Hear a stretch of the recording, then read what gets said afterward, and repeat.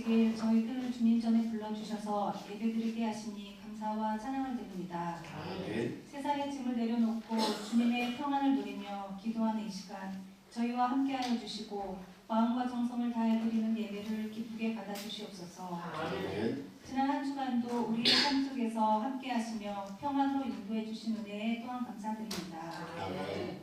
이제 새로운 학년 새학기를 새롭게 시작하는 3월이 시작됩니다. 주님 새로운 삶 속에서도 주님께 의지하며 함께하여 주시고 주의 자녀들을 함께하여 주시고 주님의 길로 인도하여 주시옵소서. 아멘. 오늘도 목사님을 통하여 주시는 말씀으로 믿음이 굳게 세워지길 원하오며 말씀에 순종하는 삶을 살아가는 저희들 되게 하여 주시옵소서. 아멘. 이 시간 육신의 질병으로 고통받는 성도들 주님의 강한 손으로 어루만져 주시고 이 자리에 함께하지 못한 성도들 기억하시어 보살펴 주시길 원하옵니다. 아멘. 말씀을 전하시는 목사님께 육신의 강건함을 허락하시고 예배의 시작부터 끝까지 주님께서 주관하여 주시오며 사랑 많으신 우리 주 예수 그리스도 이름으로 기도드립니다. 아멘.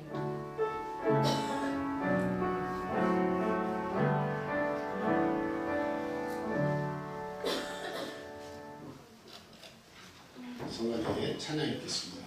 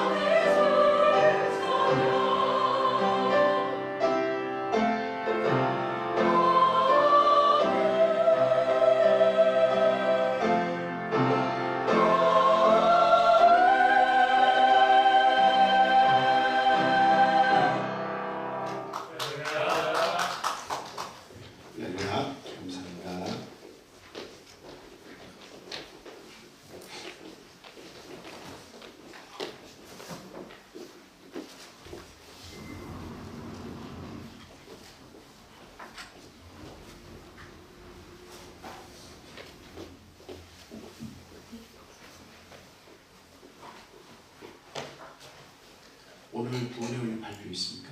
예. 홍경화 사모님 구원의 원리 발표 있겠습니다.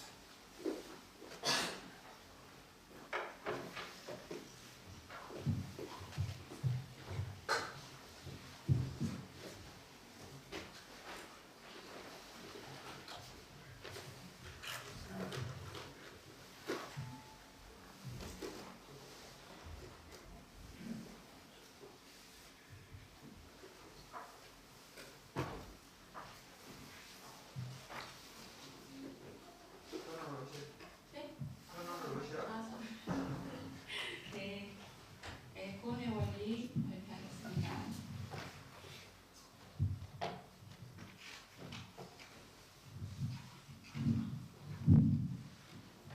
네, 구원의 원리 여기 앞에 그림이 나와 있죠. 그림이 잘 보이시나요? 네. 자, 구원의 원리를 발표하기 전에 제가 준비를 하고 하면서 구원에 대해서 잠깐 생각을 해보게 되었습니다. 그래서 구원에 대해서 생각하다 보니까 저는 모태신앙이거든요. 모태신앙이다 보니까 믿음 안에서 지금까지 제가 반평생을 사는 것 같은데 지금까지 살아오면서 나는 구원을 받았다라고 생각하고 또 구원의 원리를 우리 성도님들과 함께 나누고자 합니다. 구원의 원리 첫 번째는 저희가 하나님께서 제 6일 동안 이 세상을 천지 창조를 하셨죠. 그리고 6일 동안 하시면서 저희 인간을 아담과 하와를 만드셨습니다. 그래서 아담을 만들었을 때 그 입에 생기를 불어넣어서 영과 혼과 육을 갖춘 사람을 만드셨습니다. 그래서 만들어서 또 하와도 하나님께서 만드셨는데 저희가 처음에는 에덴 동산이라고 하는 곳에서 있었습니다. 하나님께서 허락하에 저희들이 그 에덴 동산이라고 하는 곳은 즉 생각하면 그냥 천국 그 자체였던 것 같습니다. 그럼에도 불구하고 하나님께서 아담과 하와에게 꼭 한 가지 지키라고 하는 법이 있었어요. 법이 그게 무슨 법이죠? 네, 선악과를 따먹지 말라고. 근데 우리가 쉽게 생각하면 선악과 지금 제가 생각했을 때 하나님께서 법으로 정해서 선악과를 따먹지 말라고 했으면 여러분 같았으면 따먹었을까요? 안 따먹었을까요? 안 따먹었을 것 같아요. 저도 안 따먹었을 것 같아요. 근데 왜 아담과 하와는 따먹었을까요? 그렇죠. 네. 여기 가장 중요한 게 있더라고요. 이거는 나중에 본론에 갔을 때 말씀드리겠습니다. 그래서 저희 하나님께서 법을 정하셨는데 아담과 하와가 뱀의 사탄의 꾀에 넘어가서 선악과를 따먹게 됩니다. 그래서 저희가 그 에덴 동산에서 어떻게 되죠? 추방을 당하게 되죠. 이게 이제까지의 가장 중요한 건데 어쨌든 저희가 지금 구원받기 위해서 구원의 원리를 알아야지 구원을 받을 수 있는데 그 구원의 원리의 초점이 이 에덴 동산에서 추방당한 거더라고요. 그래서 저희가 에덴 동산에서 추방을 당하고 나서 그 다음에 저희가 이제 구원을 받게 된 중점적인 거는 예수 그리스도가 이 세상에 오셨어요. 그래서 저희가 숱하게 살아오면서 예수 그리스도가 왜 오셨죠? 우리를 구원해 주시려고. 근데 여러분 여기서 좀 궁금한 거 없으셨을까요? 하나님께서 우리 인간을 어떻게 생각하셨길래 나의 아들로 칭함을 받고 내가 몸소 우리 인간들의 죄를 사하기 위해서 예수 그리스도를 보내셨는데 정말 그 예수 그리스도의 그 십자가의 보혈로 우리가 일단은 구원받게 되는 그런 과정이 꼭 필요했던 것 같습니다. 그래서 여러분들 제가 이렇게 예수 그리스도의 보혈의 십자가를 생각했을 때 정말 가슴으로 이렇게 딱 제가 느꼈나 제가 스스로 물었을 때 제가 세례받고 세례는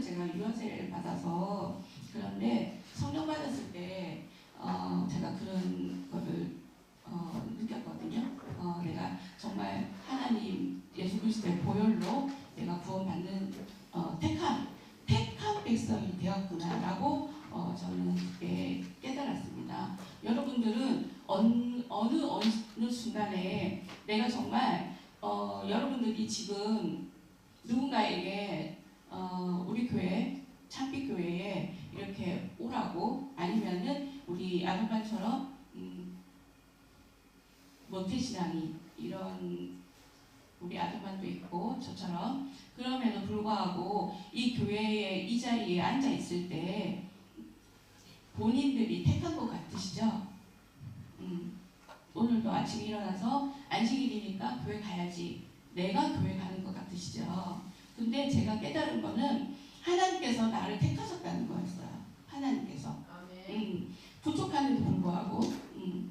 그래서 하나님께서 예수 십자가의 보혈이 그 가치가 있고 그 의미가 있던 거였더라고요. 그래서 그걸로 인해서 저희가 세례받고 거듭나기 위해서 우리가 예수 그리스도의 보혈 십자가가 있었지만 하나님께서 나를 택했지만 내가 또 하나님한테 해야 되는 거, 내가 구원받기 위해서 해야 되는 게 성경이 하나님께서 예수 그리스도가 예수 그리스도로 뭘 하라고 했죠? 세례와 성령을 받으라고 했잖아요. 그것도 에덴 동산에서 선악과를 따먹지 말라고 했던 그 명령과도 같은 진리와도 같은 법이지 않았나 저는 생각합니다. 그래서 저희가 세례를 물과 성령으로 거듭나기 위해서 1차적으로 세례를 받았는데 요즘에는 여기 앉아 계신 분들 다 세례를 받으셨죠. 세례 받으실 때 내가 정말 간절한 마음으로 세례를 받으셨을까요? 그냥 목사님이 세례 받으라니까 받으셨을까요? 그래서 제가 이렇게 물과 성령으로 거듭났어요. 거듭났는데 지금도 안식일을 지키기 위해서 교회에 참석하고 계시잖아요. 근데 우리가 하나님께서 긍휼하신 마음이 없으셨다면 저희는 이 자리에 앉아있지도 못할 것 같습니다. 그럼에도 불구하고 내가 택해서 교회 왔지만 안식일을 정말 거룩하게 지킬 수 있을까 그런 것도 의문을 하면서 저희들이 하나님께서 법을 또 전해주셨죠. 십계명이라고 하는 우리가 살아가면서 구원을 받기 위해서 물과 성령으로 거듭났어요. 그런데 그게 물과 성령으로 거듭났다고 해서 제가 이미 구원을 받았나요? 네. 받았죠. 그죠? 근데 지금 왜 안식일을 지키고 계실까요? 구원 받았어. 구원 받았는데 구원 받았을 확신이 있으니까 어떤 두 가지의 양상이 생겨날 것 같아요. 구원을 유지해야 돼요. 그렇죠. 유지해야 되는데 그 구원을 나는 어떤 사람은 나는 구원 받았어. 난 아무렇게나 살아도 돼. 이런 사람이 있더라고요. 두 번째는 나 진짜 구원 받았어. 앞으로 유지라고 하는 단어를 써주셨지만 내가 이 구원 받은 거에 대한 값어치에 대해서 정말 절실히 느낀다면 어떤 생활을 해야 될까요? 네, 하나님이 원하시는 생활을 해야 되는 거죠. 내가 가지고 있는 본성이라는 거 있잖아요. 본성을 어떻게 해야 될까요? 죽이고 하나님이 원하시는 내 생각이 아니라 내가 하고자 하는 생각이 아니라 하나님이 원하시는 그것 때문에 저희가 교회 와서 봉사하고 시간 지키고 그리고 말씀을 증거하시고 피아노를 성가대를 하고 이런 모든 것들이 구원을 유지하는 것도 있지만 하늘에 상급을 쌓는다고 저는 배웠거든요. 하늘나라에 상급을 쌓는 거예요. 누가 시켜서 하는 게 아니라 내가 하늘나라에 구원을 유지하면서 상급을 쌓기 위해서 내가 안식일날 예배 나와라가 아니라 내가 안식일에 가서 하나님께 영광 돌리고 찬양 돌리려고 나와야 되는 곳이 이곳이고 이곳에서 하나님께 영광 돌릴 수 있고 이곳에서 하나님 말씀을 듣고 이곳에서 가서 내가 변화되려고 예배 드리는 거라고 저는 생각합니다. 예배 빠진다고 해서 하나님이 싫어하시고 예배 참석한다고 해서 하나님이 좋아하시고 이런 개념이 아닌 것 같습니다. 그래서 우리가 다 같이 이렇게 십자가의 보혈로 또 물과 성령으로 거듭났기 때문에 그게 확신이 있다면 저희는 다 구원받습니다. 그래서 제가 마지막으로 결론 드리고 싶은 거는 저희가 구원받고 싶은 거는 하늘나라를 가기 위해서 가는 거잖아요. 이미 받았어요. 받았는데 저 개인적으로 죽음이라는 거를 제가 생각했었습니다. 죽음은 걸 생각하면서 제가 두 가지의 경험이 있어요. 첫 번째는 저희가 태어난 거는 순서가 있어도 가는 거는 순서가 없다고 그랬죠. 근데 제가 저희 시어머니가 저희 수성이가 돌을 막 지나고 얼마 안 돼서 저희 그래서 아이들이 고만고만 할 때 저희 어머니 아버님이 결혼식 참석하기 위해서 2월 28일 날에 결혼식 참석하기 위해서 출발을 하셨어요. 제가 같이 살 때. 그래서 제가 어머니 아버님 배웅을 해드리고 아이들을 욕조에다 다 4명을 욕조에다 다 집어넣고 목욕을 시켰어요. 목욕을 시키고 딱 끝날 무렵에 전화가 한 통이 옵니다. 무슨 전화였을까요? 네, 저희 어머니가 교통사고로 돌아가셨어요. 그때 정말 나는 우리 어머니에 대해서 같이 살면서 아무런 준비도 안 했는데 마음의 준비도 안 했는데 왜 하나님은 우리 어머니 돌아가시게 하실까? 정말 그때 너무 힘들었거든요. 그리고 예, 10분 지났어요. 마무리해 주세요. 네, 알겠습니다. 그리고 저희 친정 아빠가 또 제가 여행 중에 저 친정 아빠의 부고 소식을 들었어요. 그래서 제가 무슨 말씀을 드리려고 하냐면 저희가 이렇게 구원의 원리를 깨닫고 제 개인적인 죽음도 제가 준비를 해야 되는데 그 준비가 뭐냐면 구원을 확신을 깨닫고 내가 하루하루 살아갈 때에 하나님이 원하는 삶을 살아가야 되지 않을까 그런 생각을 하면서 마치겠습니다. 네. 수고하셨습니다. 구원의 원리에 대한 새로운 시도를 이렇게 하셨는데 10분을 넘어가면 안 되고 그리고 또 여기에 그 구원의 원리 그림이 떠 있잖아요. 그래서 우리가 그것을 암기를 해서 막 이렇게 그대로 그것을 전체 토시 하나 들고 하려고 하면 그 뜻을 잘 이해를 못해요. 그러니까 그 뭐 읽을 때는 이해를 하지만 남한테 발표를 할 때는 전달이 잘 안 돼. 애워서 발표를 하면. 그래서 배우는 것보다는 이런 시도로 부드럽게 자기가 아는 거에 대해서 그 그림을 보면서 하나하나 설명을 하면 이게 와닿는 것이 좀 다르거든요. 그래서 새로운 시도를 참 감사하게 생각하고 다음번에 한 번 더 제대로 구원의 원리를 이렇게 발표를 우리 사모님이 해주시기 바래요. 자, 말씀 드리겠습니다. 예수 그리스도 이름으로 하나님 말씀 전하겠습니다. 오늘 제목이 뭐예요? 오늘 제목은 자녀에게 침묵하는 사랑의 결과입니다. 오늘 본문 말씀 현정미 집사님께서 읽어주시겠습니다. 그는 압살롬 다음에 태어난 자요 용모가 심히 준수한 자라. 그의 아버지가 내가 어찌하여 그리하였느냐고 하는 말로 한 번도 그를 섭섭하게 한 일이 없었더라. 아멘. 압살롬 다음에 태어난 자고 용모가 심히 준수한 자라. 압살롬도 준수한데 그 압살롬에 대해서 이야기하면서 용모가 심히 준수하다. 심히 준수하다. 이렇게 얘기를 하고 있어요. 누구에 대한 이야기인가요? 아도니아. 네, 아도니아에 대한 이야기입니다. 다윗도 그 부인이 여러 있었는데요. 그 아도니아라고 하는 아들이 4번째 아들이 태어났습니다. 근데 용모도 준수할 뿐만 아니라 아주 다른 사람들의 마음을 빼앗을 수 있는 그런 특이하고 탁월한 그런 능력도 가졌던 것 같아요. 그래서 이 아도니아에 대해서 본문은 뭐라고 얘기하고 있냐면 어려서부터 한 번도 말로써 그에게 상처를 주거나 아픔을 주지 않았어요. 한 번도 평생이라는 말을 쓰고 있죠. 한 번도 섭섭하게 말하지 않았다. 한 번도 그렇게 하지 않았다라고 얘기하고 있습니다. 그래서 오늘 본문 제목을 자녀에게 침묵하는 사랑의 결과라고 그렇게 이야기하고 있습니다. 아마 이 제목만 딱 들으셨어도 오늘 설교의 내용은 절반 이상 다 이해를 하시고 그렇구나 하고 아마 결론이 이렇게 마음속에서 생길 겁니다. 우리가 자녀에 대해서 사랑을 안 하는 게 아니에요. 아주 지극한 사랑을 하고 있어요. 아주 지극정성으로 사랑을 합니다. 그럼에도 불구하고 사랑을 하기 때문에 말을 못하는 경우가 상당히 많이 있어요.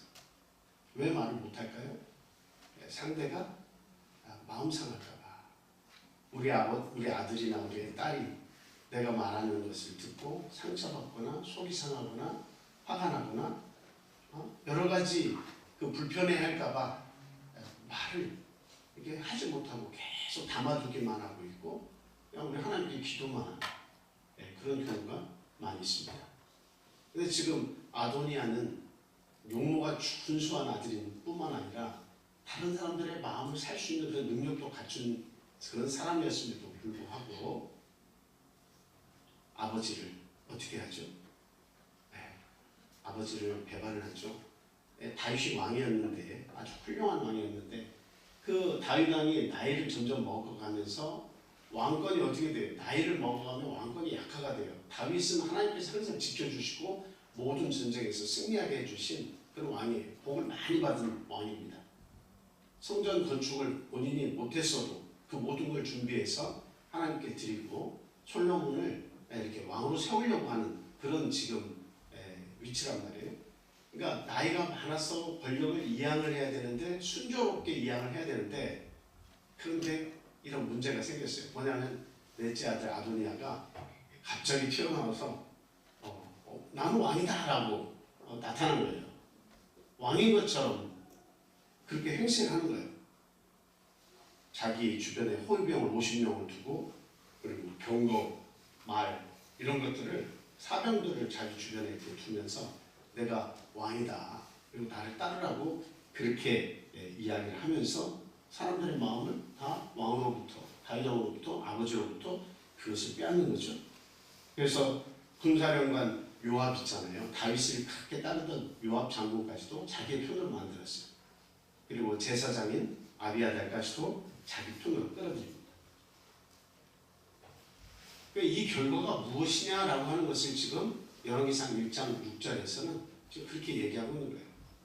왕을 배반하고 아버지를 배반하고 그리고 영모를 꾸민 이 아도니아가 왜 이렇게 됐느냐라고 하는 것을 본문은 뭐라고 얘기하고 있느냐. 아버지가 평생의 말로 한 번도 그를 섭섭하게 한 일이 없었다라고 그렇게 지적을 하고 있다라고 하는 사실입니다. 사랑하지만 말하지 않는 아버지의 모습을 성경은 정확히 지적을 하고 있습니다. 다윗은 위대한 왕이었어요. 아주 위대한 왕이었어요. 믿음의 사람이고 참된 예배자고 하나님의 마음에 합한 그런 사람이었습니다. 그런데 성경은 왜 다윗의 약점을 그렇게 기록을 하고 있습니까? 사랑은 분명히 있었어요. 그러나 책망하지 않았다는 겁니다. 그리고 교정이 없어요. 고쳐주지 않았어요. 고쳐주지 않았습니다. 그리고 무엇을 경계해야 하는지 경계해주지 않았습니다. 이게 우리들의 모습과 오늘날 우리들의 모습과 심히 닮은 모습이다. 이렇게 생각이 들어요. 제가 전에 그런 말씀을 드렸지만 저는 어렸을 때 어렸을 때 기억이 상당히 오래 가잖아요. 어렸을 때 교회 안 간다, 교회 못 가겠다 이렇게 얘기를 하면 어머님이 일단 문을 잠그고 그리고 바지를 벗기고 막 매를 때리셨어요. 다른 건 몰라도 어떻게 교회를 안 간다는 말을 할 수 있냐. 그러면서 막 이렇게 숨어 그 방 좁은 데를 막 안 맞으려고 뛰어다니고 매를 그렇게 때리셨어요. 그거 하나가 기억이 나고요. 또 하나 기억나는 것은 제 아버님이 오시면 아침마다 예배를 꼭 드리는데 타지에 계시다가 집에 오시면 한 일주일이나 2주일 정도 계시고 1년 동안도 못 봅니다.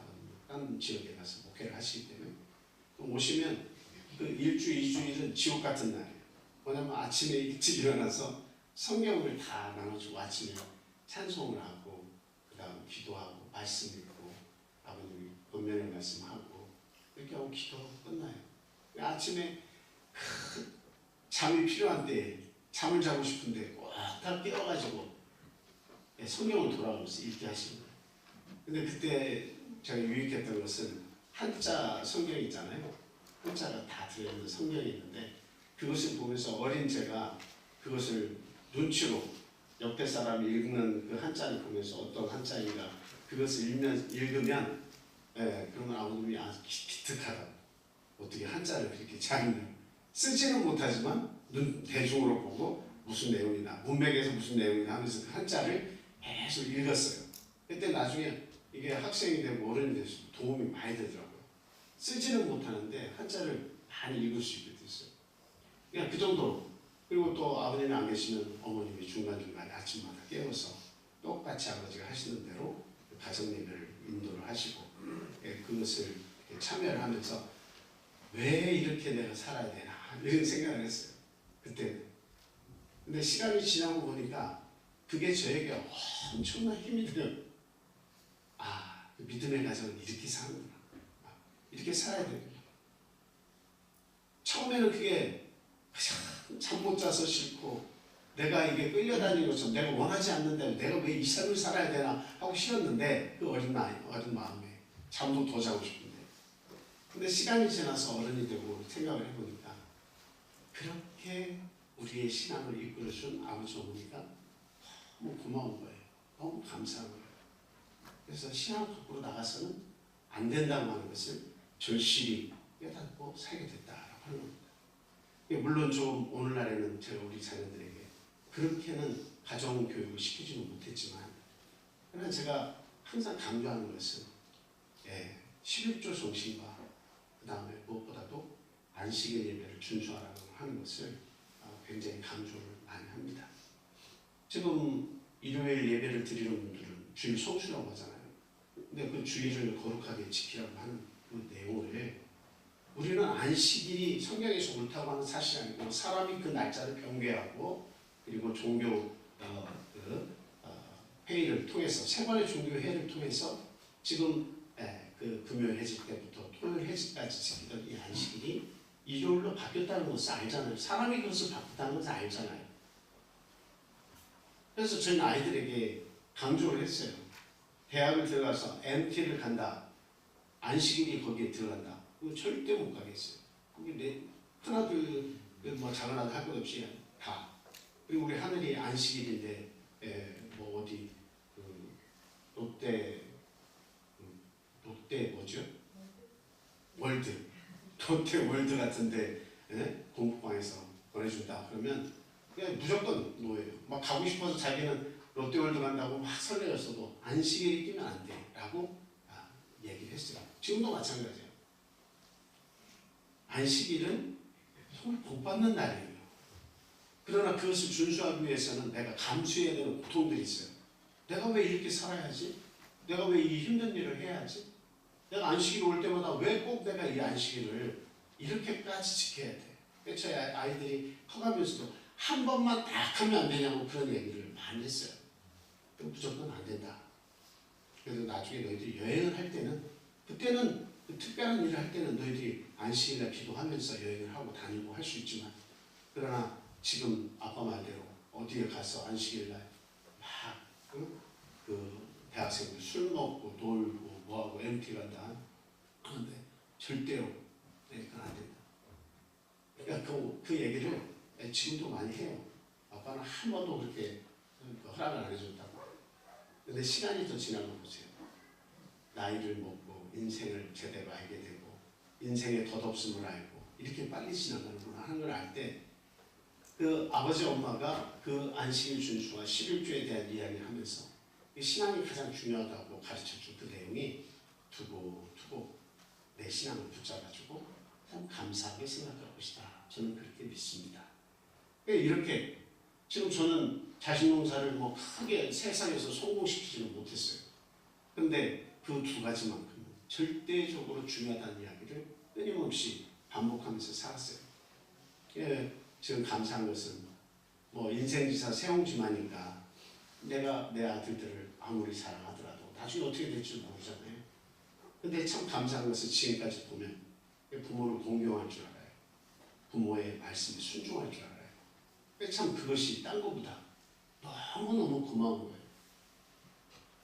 사랑이라고 하는 것은 침묵하지 않는 겁니다. 우리가 사랑을 잘못 생각하면 어떤 생각을 하냐면 그 사람을 배려하는 것만이 사랑이라고 하는 것을 이렇게 많이 생각을 해요. 상대의 마음을 부담스럽지 않게 하고 상대의 마음을 편안히 해주고 그래서 다칠까 그 속에 상처를 입을까 그리고 그 마음에 얘기했다가 그냥 집에 오지 않으면 어떻게 할까 이런저런 생각 때문에 함부로 안식일에 너 뭐 하는 거니? 예배가 있는 날에 네가 이 집에 있으면 마음이 편하니? 왜 인생을 그렇게 사는 거야? 하나님께서 주신 이 귀한 날을 왜 너는 그렇게 값어치 없게 보니? 이 말 한마디를 제대로 하지 못하면서 우리가 지금 살아가고 있진 않나 그런 생각이 듭니다. 그래서 말하지 않는 사랑은 위험하다라는 말씀입니다.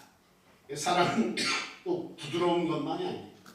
부드러운 것이 사랑이라고 생각하지만 사실 때에 따라서는 아프게 말할 수 있는 용기가 있어야 된다라고 하는 거죠. 말씀 한 구절 찾아보겠습니다. 마태복음 10장 34절에서 39절 말씀이에요. 한번 읽어주시기 바랍니다. 내가 세상에 화평을 주러 온 줄로 생각하지 말라. 화평이 아니요 범을 주러 왔노라. 내가 온 것은 사람이 그 아버지와 딸이 어머니와 며느리가 시어머니와 불화하게 하려 함이니 사람의 원수가 자기 집안 식구리라.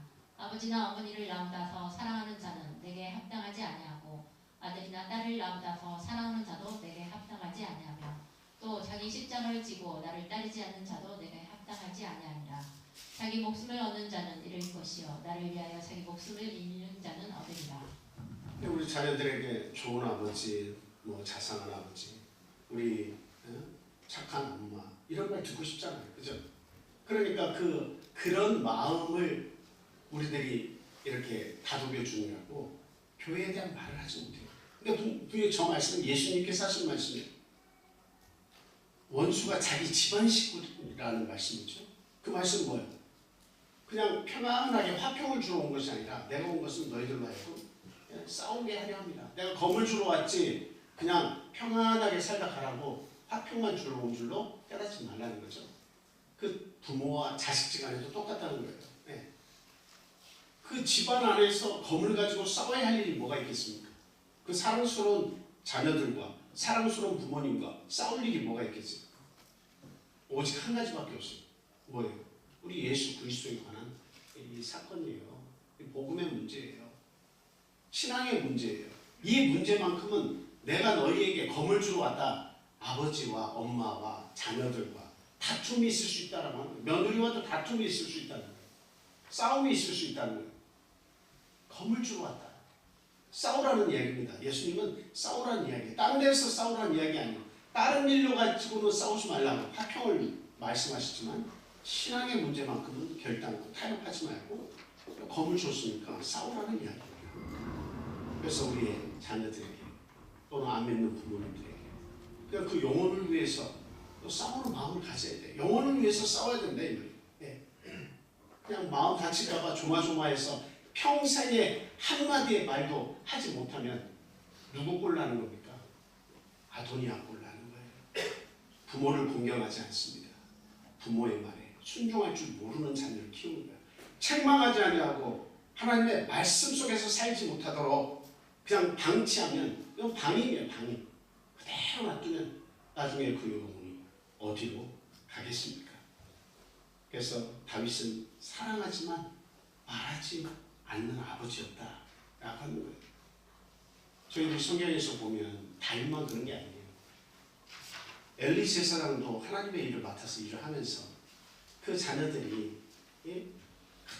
그렇게 먼저 그 하나님께 드릴 재물을 사람들이 가져오면 그것을 자기가 먼저 좋은 것을 취해 하나님께 드렸는데 자기가 먼저 좋은 것을 취하고 그리고 성막에서 봉사하는 여인들과 잠을 자고 이런 일들을 하나님께서 다 뻔히 아시는데 그런 일들을 행하는데 엘리제사의 말은 너무나 간단했어요. 아들아 그러지 마라. 아들아 그러지 마라. 그것이 옳지 않다. 이게 책망의 정보였어요. 아들아 그것이 옳지 않다. 그렇게 하면 안 된다. 책망의 정보가 강하지 않았어요. 왜? 상처 주기 싫으니까. 그 마음 상하게 하지 않으려고. 그래서 강하게 제지하지 못했어요. 강하게 질책하지 못했습니다. 책망하지 못했어요. 그냥 지나가는 말로 한마디 한마디 던질 뿐이었어요. 결국 엘리제상의 두 아들은 하나님께서 죽임을 생명을 가져가셔서 죽임을 당했습니다. 책망하지 않는 아버지의 그 사랑 때문에 결국 두 아들을 잃게 되었습니다. 아도니아도 마찬가지죠. 나중에 수청을 당하잖아요. 책망하지 않는 사랑이 있다는 거예요. 사랑하지만 책망하지 않는 그런 위험이 있다는 사실을 우리는 분명히 알아야 됩니다. 그래서 아도니아는 용모가 심히 준수하고 자라나면서 많은 것들을 왕궁에서 배우지 않았겠습니까? 근데 자라나면서 제지받지 않았기 때문에 결국 그를 스스로 높아졌고 스스로를 왕이라고 선언을 했습니다. 이와 같이 책망 없는 가정은 질서 없는 인생을 만들고 그 인생에 하나님이 계시지 않도록 하나님을 떠나도 아무런 이상이 없이 살아가도록 만든다는 겁니다. 그래서 부모를 또 가볍게 여깁니다. 하나님뿐만이 아니라 부모를 가볍게 여겨요. 자기가 상전인 줄 착각합니다. 아나무인이에요. 자기 눈알에는 보이는 것이 아무것도 없어요. 내가 말하는 부모가 다 해주고 부모는 나를 위해 주니까 자기가 아주 상전인 것처럼 생각하고 부모도 이렇게 저렇게 하려고 그래요. 요즘에 어떤 여자 박사님이 이렇게 그 아이들을 케어하고 올바른 길로 이끌고 교정시켜주는 그런 프로그램 있잖아요. 그 내용을 이렇게 보면 참 상상도 못한 일들이 벌어지더라고요. 그냥 어머니 아버지는 졸졸졸졸하게 쫓아다니면서 그냥 막 부모에게 빵을 때리고 해도 어쩔 줄 몰라. 제지를 못해. 물론 요즘에 뭐 그런 그 증세가 있는 그런 그 병이라고 하기보다는 그런 증세가 좀 있다. 뭐 그런 게 있다고 이렇게 얘기를 해서 뭐 어떤지는 저는 정확히는 제가 진단을 저도 잘 못하겠습니다만 상상이 안 돼요. 부모님들이 그 자녀를 그런 증세에서 올바른 길로 붙잡아주지 못한다고 하는 것이 상상이 안 돼요. 물론 제가 겪어보지 않아서 그런 생각을 하는지도 모르겠습니다. 만약에 저에게 그런 아들, 딸을 주셨다면 저도 상당히 고통스럽겠죠. 어디로 튈지 모르는 자녀가 있더라는 거죠. 그러나 성경 말씀대로 우리가 준수해서 살면 다 고칠 수 있습니다. 그리고 뭐 꼭 상처를 줘야만 말하는 건 아니죠. 부드러운 태도 있잖아요. 부드럽게 말하면서도 전곡을 찌를 수 있는 말들도 많이 있습니다. 그러나 중요한 것은 나이가 어릴 때 매도돼야 되고 나이가 어릴 때 교육을 시켜야 된다는 사실이에요. 물론 지금은 매를 안 돼도 아이들이 너무도 이게 지능이 뛰어나서 굉장히 말을 잘 듣습니다. 알아들어요. 알아듣는 거 굉장히 빨리 알아들어요. 근데 어린아이일 때일수록에 하나님의 말씀으로 가르쳐야 된다는 얘기예요. 그게 지옥같이 여겨지고 멀리서부터 그 자녀들을 아침 일찍 깨워가지고 교회로 갈 때 아이들은 더 자고 싶고 놀고 싶고 여러 가지 이유가 있지만 지옥 같다고 느낄 때도 있어요. 그러나 그 일을 부모가 해야 돼요. 나이가 들어서 매를 대면 아이들은 부모를 떠나려고 합니다. 독립하는 거예요. 나이가 들어서 하나님의 말씀으로 왜 이렇게 하느냐 가르치면 잔소리로 알아듣고 잔소리하는 부모를 좋아하지 않습니다. 우리의 자녀들이 어릴 때일수록에 고통스럽고 힘이 들지만 율법적인 가르침이 필요합니다. 그 가르침을 주지 않으면 나이가 들어서 부모를 이렇게 떠나서 생활하게 되면 신앙은 유지를 절대로 할 수 없어요. 근데 우리가 이 성경을 이렇게 잘 보면 왜 다윗이 말하지 않았을까 그런 생각이 듭니다. 엘리 제사장도 자신은 제사장 역할을 하면서 하나님의 일을 하면서도 그 두 자녀를 그 아들들을 올바로 교육을 시키지 못했고 사무엘 선지자도 하나님께서 참으로 사랑하신 선지자임에도 불구하고 그 아들은 어때요? 하나님 앞에서 바른 길을 가지 않아서 사람들이 백성들이 다 원망을 했습니다. 그리고 다윗도 마찬가지였죠. 가장 하나님 앞에 복을 많이 받은 이스라엘 나라에서 가장 먼저 생각나는 그런 왕이에요. 하나님이 자신의 마음에 합한 사람이라고까지 하시는 왕입니다. 그럼에도 불구하고 자기의 자녀 교육을 이렇게 하나님이 보시기에 참 기쁘게 원만하게 그렇게 교육을 시키지 못했다라고 하는 거예요. 내 신앙은 좋은데 부모의 신앙은 좋은데 그 자녀들이 하나님의 말씀에 순종하지 않고 하나님 제일주의 그 신앙을 따르지 않는다고 하는 것은 이것은 우리가 중간에 침묵한 결과도 상당히 한 몫을 한다라고 합니다. 성경에서는 다윗이 왜 말하지 않았냐? 이 말은 나오지 않습니다. 그런데 우리가 짐작을 할 수 있어요. 다윗은 왕이었어요. 왕은 굉장히 바쁩니다. 오늘날 우리의 삶도 왕 같은 제사장이지만 얼마나 바쁩니까? 그러니까 너무너무 바쁜 와중에 그 자녀들을 자주 만날 수도 없는 그런 상황들이 계속 연출이 돼요. 자주 만날 수도 없어요. 그 자녀들도 바빠. 부모들도 바빠. 네. 이 바쁜 삶 속에서 하나님의 말씀으로 양육한다고 하는 것은 결코 쉬운 일이 아니라는 거죠. 더군다나 다윗은 왕이었기 때문에. 그리고 다윗은 그 자녀들로부터 상처를 많이 입었어요. 특히 누구에게? 그 암논 사건 아시죠? 암논은 다윗의 첫 번째 아들입니다. 부인이 많이 있잖아요. 첫 번째 아들인데 그 다른 부인의 아들이 압살롬인데 이 압살롬의 누이가 있었는데 그 다말이라고 하는 누이가 있었어요. 그런데 이 아름다운 누이에게 마음이 이렇게 막 혹해가지고 암논이 그 누이를 범하는 사건이 이렇게 벌어지잖아요. 상사병에 걸려서 친누이라면 그런 생각이 안 들었을 수도 있겠지만 다른 어머니 밑에 있는 그 딸의 모습이 너무 아름다워서 자기의 여동생 그 배다른 여동생이잖아요. 연민의 마음을 느껴가지고 자기가 아프다 이렇게 해서 아버지한테 청을 해서 다말이 저를 이렇게 좀 아픈데 와서 밥고 먹여주면 좋겠습니다. 청해서 다윗이 허락을 했거든요. 근데 그때에 이 암논이 다말을 이렇게 취해가지고 그런 사건이 일어납니다. 아주 가슴 아픈 사건이 일어나죠. 다윗은 그것을 경험했어요. 내가 다시는 집안에서 어떻게 이런 일이 일어날 수 있을까? 하나님을 섬기는 그리고 하나님께서 나에게 많은 사랑을 베풀어 주셨는데 어떻게 내 삶 속에 이런 일들이 벌어지는가? 이런 것들을 다윗은 상당히 마음 아파했을 거예요.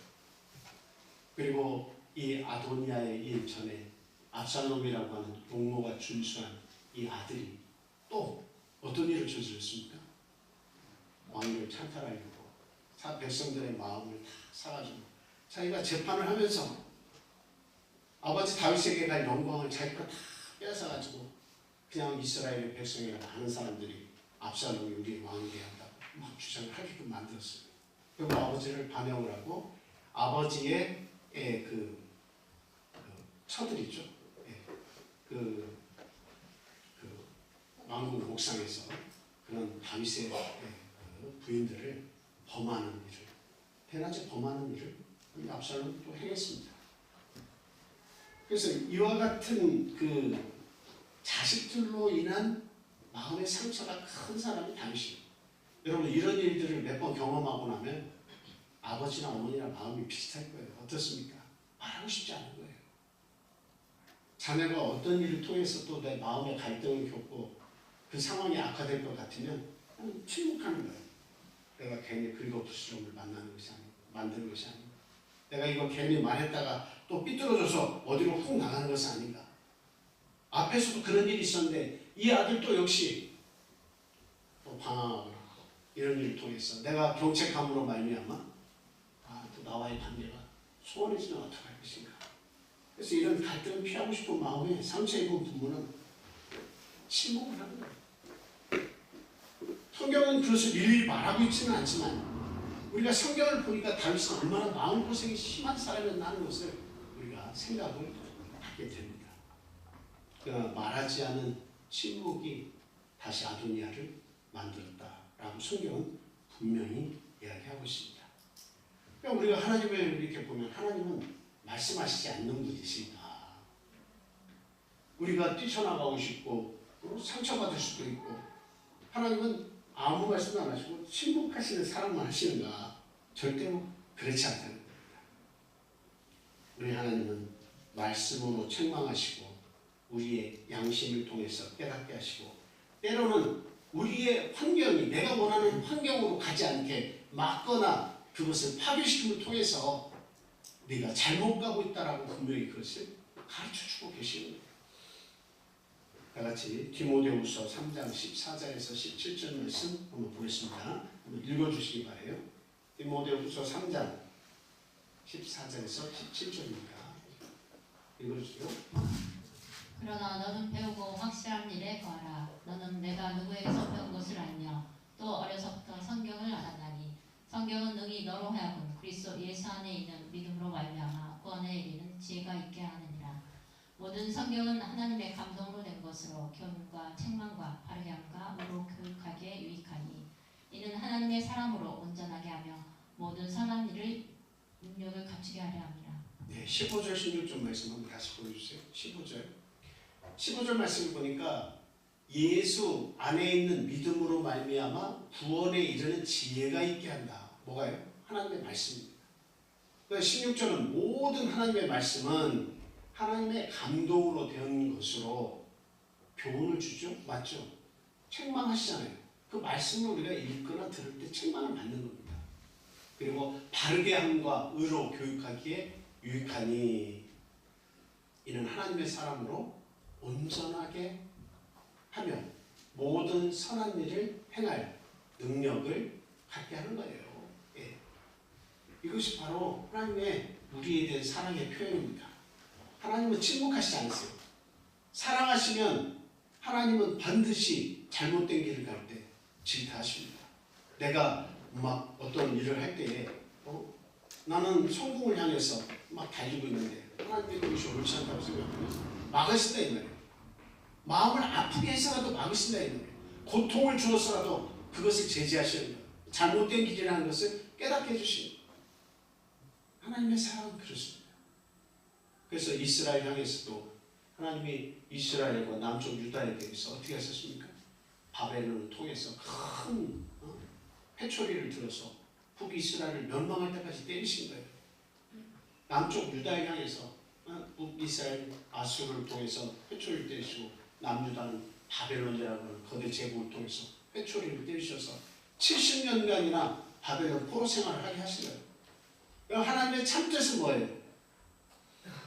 그것을 깨닫고 돌아오게 하려고 하는 거예요. 품어주시려고 하는 거예요. 너희들이 얼마나 큰 잘못을 하고 있는지를 아느냐. 그렇게 때릴 때는 이 백성들이 어떻게 생각합니까? 참 지옥 같다. 왜 우리에게 하나님은 참 좋으신 하나님이고 복을 주시는 하나님이고 모든 농사를 지을 때나 모든 일을 할 때 은혜를 베푸시는 하나님인데 왜 우리의 길을 막으시나? 내가 하고 싶은 대로 살도록 놔두지 왜 이런 소소한 일까지 하나님은 간섭하시며 내 길을 막으시냐? 이렇게 백성들이 생각할 수 있어요. 지옥 같다는 거죠. 그러나 그 시간이 지나서 포로 생활을 70년을 하면서 그들은 마음이 뜨거워졌어요. 우리들이 하나님의 율법을 우리의 등 뒤로 버렸다. 우리가 정말 사랑을 많이 받고 은혜 속에 살았는데 그 우리를 사랑하신 하나님을 내 등 뒤로 버렸다라고 생각을 하게 됩니다. 그래서 그들은 모이기만 하면 하나님의 말씀을 같이 읽고 그리고 구토록 우리의 나라로 다시 돌아가는 것을 꿈꾸면서 살았어요. 물론 거기에서 터를 잡고 돈벌이가 좋아서 잘 살고 이런 사람들은 보통 돌아오지 않았습니다. 그러나 우리의 잘못을 제대로 깨달았다라고 하는 사람들은 어때요? 네, 예루살렘으로 돌아가야 된다. 시온으로 돌아가야 된다. 이 마음이 가득 찼어요. 그래서 우리는 알아야 돼요. 지금 당장 부모님의 그 쓴소리는 나에게 지옥 같을 수 있고, 지금 당장 나에게 경책하시는 그 말씀들은 마음이 상할 수 있어요. 그러나 시간이 더 지나고 70년의 그 포로기를 지나고 나면, 그 많은 고통을 겪고 나서 돌이켜보면 참 사랑이 바로 이것이구나 하는 것을 깨닫게 될 것이다 라고 하는 겁니다. 오늘 우리에게 이 말씀이 주는 의미, 교훈, 그리고 또 우리에게 주는 질문이 뭐냐 하는 겁니다. 나는 우리 자녀들을 사랑한다고 하면서 지금도 말해야 할 것을 침묵하고 있지는 않은가 생각을 해야 됩니다. 안식일 예배를 드리는데 집에 가만히 있으면서도 안식일 예배를 드리는 그 상황이 생각나는 것이 아니라 특별한 것을 하는 것도 아닌데도 불구하고 예배 모임에 참석하지 않는 것을 지극히 당연히 여겨도 부모가 그것을 지적하지 않는다. 아무런 마음에 어떤 가책도 안 느껴. 예배 시간에 우리 많은 성도들은 와서 예배를 드리는데 나는 예배 시간에 참석하지 않는 그것이 양심의 가책이 일어나지 않는 거예요. 그렇게 자녀들을 양육하면서 침묵하고 있다고 하는 것은 얼마나 이것이 두려운 일인가. 제2, 제3의 압살롬을 만들고 아도니아를 만들 수 있다는 것, 우리는 분명히 오늘 말씀을 통해서 깨우쳐야 되겠습니다.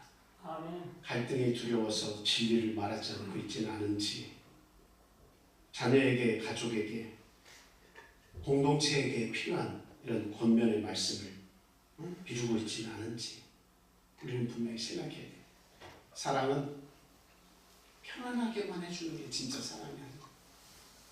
분명히 그 아이가 아파할 수 있지만, 그 아이가 교회 나오는 것을 싫어할 수 있지만, 안식일을 지키는 것을 싫어할 수 있지만, 그럼에도 불구하고 아주 단호한 말씀으로 그에게 하지 않으면 안 된다고 하는 것을 끊임없이 반복적으로 교육시켜서 그가 하나님의 말씀 안에서 나가지 않도록 이렇게 하는 것, 그게 진짜 사랑이라는 것을 우리는 분명히 알아야 되겠습니다. 아멘. 아도니아에게 말하지 않는 아버지로, 다윗은 위대한 왕이었지만 말하지 않는 아버지로 성경에서 남았어요. 우리 가정과 공동체에서 그런 후회가 남는 그런 삶을 우리가 살지 않기를 바랍니다. 사랑하기 때문에 책망하고, 사랑하기 때문에 바른 길로 인도하는 믿음의 사람들이 다 되시기를 예수님의 이름으로 축원드립니다. 다 같이 기도하겠습니다. 할렐루야. 사랑과 은혜가 충만하신 예수 그리스도 이름으로 기도합니다. 하나님, 저희를 구원해 주셔서 진심으로 감사합니다. 우리의 가정에 진리의 말씀을 주셔서 우리 부모들과 우리 자녀 세대가 하나님 안에서 귀한 구원을 얻게 하시니 이 은혜를 무엇으로 갚을 수 있겠습니까? 하나님, 저희들 침묵하지 않는 사랑을 하게 주님 용기를 주시옵소서. 우리의 자녀들이 잘못된 길을 갈 때, 믿음 생활을 소홀히 할 때, 안식일에 예배를 드리러 오는 일에 열심을 내지 않을 때, 하나님, 그 마음이 아플지라도, 그 자녀의 마음이 속상할지라도 담대하게 하나님의 뜻을 전달하는 부모가 되게 주님 도와주시옵소서. 항상 저희를 사랑하시며 진리의 말씀으로 저희에게 양육해 주시고 하늘의 모든 좋은 보화를 우리들의 마음속에 쏟아부어 주시며 무엇을 먹을까 마실까 입을까 염려하지 않아도 그 모든 좋은 것들을 저에게 허락하신 하나님, 우리의 남은 삶이 얼마가 될지는 모르지만 하나님 중심, 교회 중심, 예수 십자가 중심으로 살 수 있도록 하나님 인도해 주시옵소서. 오늘의 귀한 안식일을 허락해 주셔서 저희의 완악한 마음속에 하나님의 이 뜨거운 말씀을 허락해 주셔서 진심으로 감사합니다. 아멘. 이 복음이 우리의 세대에서 멈추지 않고 우리 자녀와 우리 후손 대대로 이 복음의 말씀이 계승될 수 있도록 하나님 우리의 가문들을 축복해 주시옵소서. 아멘. 하나님 오늘 이 귀한 안식일에 저희들 모아서 성도들과의 교제를 나누게 하시며 또 하나님의 말씀으로 양육해 주시고 하나님을 찬양할 수 있는 귀한 시간을 허락해 주신 것 감사합니다. 무엇보다도 안식일을 기억하여 거룩히 지킬 수 있는 우리 성도들과 우리의 가족 구성원들이 다 되도록 주님 도와주시옵소서. 아멘. 어디에 있든지 우리 부모님들의 생각을 읽고 하나님의 마음을 알고 신앙에 순종하는 자들이 다 될 수 있도록 주님 은혜 베풀어 주시옵소서. 아멘. 오늘의 모든 일들 위에도 하나님의 넘치는 은혜가 함께하기를 간절히 소원하며 예수 그리스도 이름으로 감사하며 기도합니다. 할렐루야. 아멘. 다 같이